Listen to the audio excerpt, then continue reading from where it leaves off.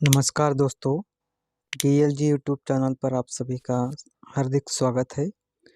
आज हम इस वीडियो के माध्यम से निर्मला पुतुल की एक महत्वपूर्ण कविता उतनी दूर मत बयाना बाबा, इस कविता की व्याख्या को जानने की कोशिश करेंगे। तो सबसे पहले हम निर्मला पुतुल के संदर्भ में या उनका जीवन परिचय के संदर्भ में बातचीत करने वाले हैं। निर्मला पुतुल झारखंड में जन्मी हिंदी की एक आधुनिक कवयित्री मानी जाती है। झारखंड आदिवासी बहुल प्रांत है।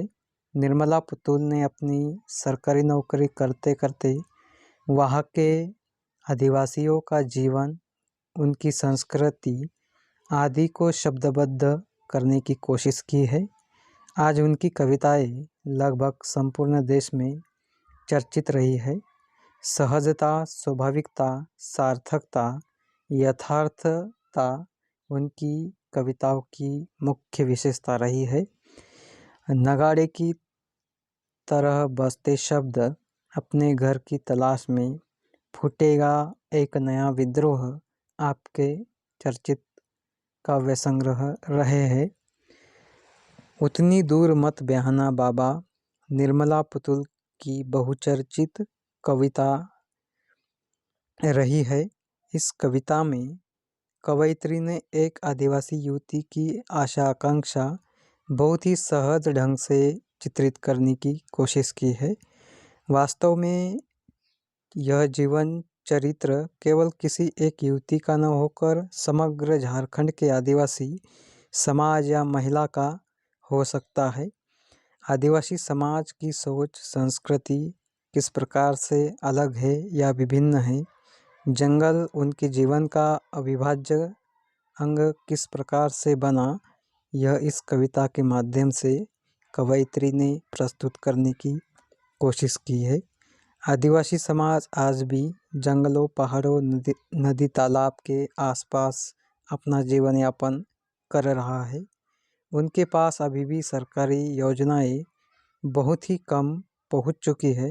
वे आज भी उपेक्षित है, गरीब है, फिर भी उनका जीवन प्रकृति के साथ, प्रकृति के सानिध्य में जुड़ा हुआ है। वे प्रकृति का विनाश नहीं, संवर्धन करना चाहते हैं। उनका जीवन जंगल पर निर्भर रहा है और जंगल उनसे सुरक्षित रहे हैं।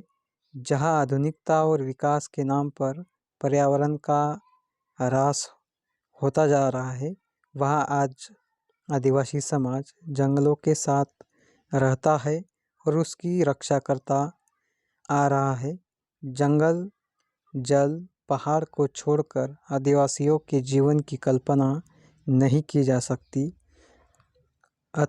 अतः उतनी दूर मत बयाना बाबा, इस कविता के माध्यम से कवयित्री निर्मला पुतुल चित्रित युवती भी अपनी भावनाएं व्यक्त करते समय जंगल को महत्व देती है।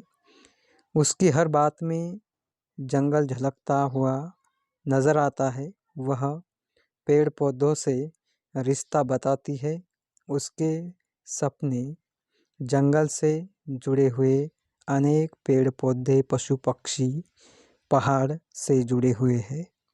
प्रस्तुत कविता में आदिवासी युवती या कवयित्री अपने पिता से कहना चाहती है कि बाबा, मेरा ब्याह उतनी दूर मत कर देना कि वहाँ मिलने आने के लिए तुम्हें घर की बकरियां बेचनी पड़े।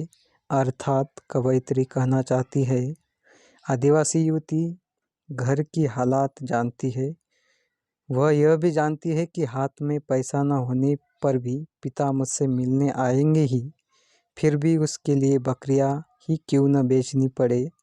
बकरियां, गाय आदिवासियों के जीवन के लिए जीवन से कम नहीं है। इसलिए वह बाबा से कहती है कि बाबा, मुझे उतनी दूर मत ब्याहना जहाँ मुझसे मिलने जाने खातिर घर की बकरियां बेचनी पड़े तुम्हें।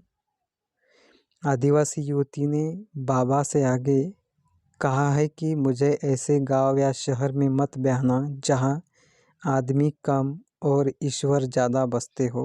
ऐसी जगह मत ब्याहना जहां मनुष्य के मन से तेज मोटर गाड़ियां दौड़ती है। जहां ऊंचे ऊंचे मकान हो वहां भी मत ब्याहना। वह कहती है, बाबा मेरा ब्याह वहां कराना जहां पेड़ पौधे हो, छोटे छोटे पेड़ों से गिरे मकान हो, आंगन हो, मुर्गे की बांग हो, जहाँ सूरज उगता और डूबता दिखाई दे। आजकल शहरों में सुबह कंपनी के भोंपू से होती है। ऊंची ऊंची इमारतों के बीच न तो सूर्योदय के न सूर्यास्त के दर्शन होते हैं। शहर सीमेंट के जंगल मात्र रह गए जहाँ शुद्ध हवा भी नसीब नहीं होती। आदिवासी कवयित्री निर्मला पुतुल आगे कहती है कि उसका भावी पति ऐसा हो जो शराब न पीता हो, पति से मार पीट न करता हो। मुझे ऐसा पति नहीं चाहिए जिसने अपने हाथों से एक भी पेड़ न लगाया हो, जो अपनी पत्नी की भावनाओं को न समझता हो। मुझे ऐसा वर या पति नहीं चाहिए। विवाह जन्म भर का बंधन होता है। पति जीवन साथी है, वह कोई थाली लोटा नहीं है कि खराब होने पर उसे बदला जा सके। कोई थाली लोटा तो नहीं कि बाद में जब चाहूँ बदल लूँगी अच्छा खराब होने पर।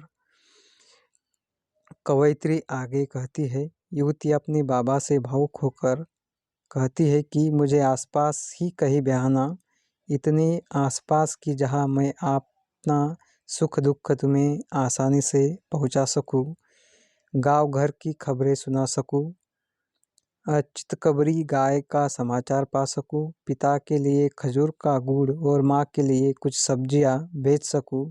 मुझे ऐसी जगह ब्याहना जहाँ प्रेम हो, शांति हो, मानवता हो, संगीत हो, नृत्य हो, पलाश के फूल हो, क्योंकि इसके बिना किसी भी आदिवासी जीवन का जीवन निरर्थक होता है।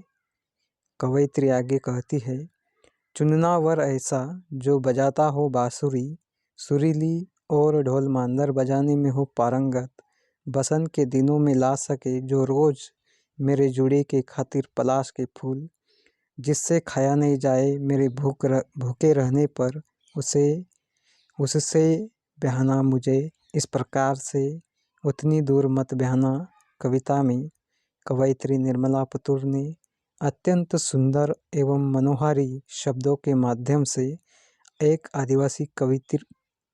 आदिवासी युवती की भावनाओं को चित्रित किया है। वहीं दूसरी ओर जंगल की गोद में पलने वाली प्रेम और संगीत से भरी आदिवासी संस्कृति को भी कवयित्री व्यक्त करती है।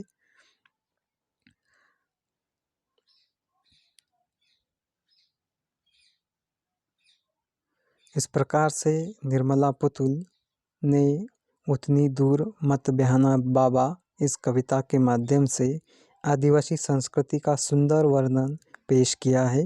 साथ ही आदिवासी युवती के माध्यम से आदिवासियों का जंगल से किस प्रकार से अटूट रिश्ता रहा है उसका भी एक सुंदर प्रकार से वर्णन कवयित्री निर्मला पुतुल ने उतनी दूर मत ब्याहना बाबा इस कविता के माध्यम से प्रस्तुत किया है। तो दोस्तों, इस प्रकार से उतनी दूर मत ब्याहना बाबा इस कविता का आशय हम समझ सकते हैं। आपको अगर ये जानकारी अच्छी लगी तो चैनल को लाइक करें, शेयर करें और साथ ही सब्सक्राइब करें ताकि आने वाली ऐसी ही नई नई जानकारियाँ आपको प्राप्त हो सके। धन्यवाद।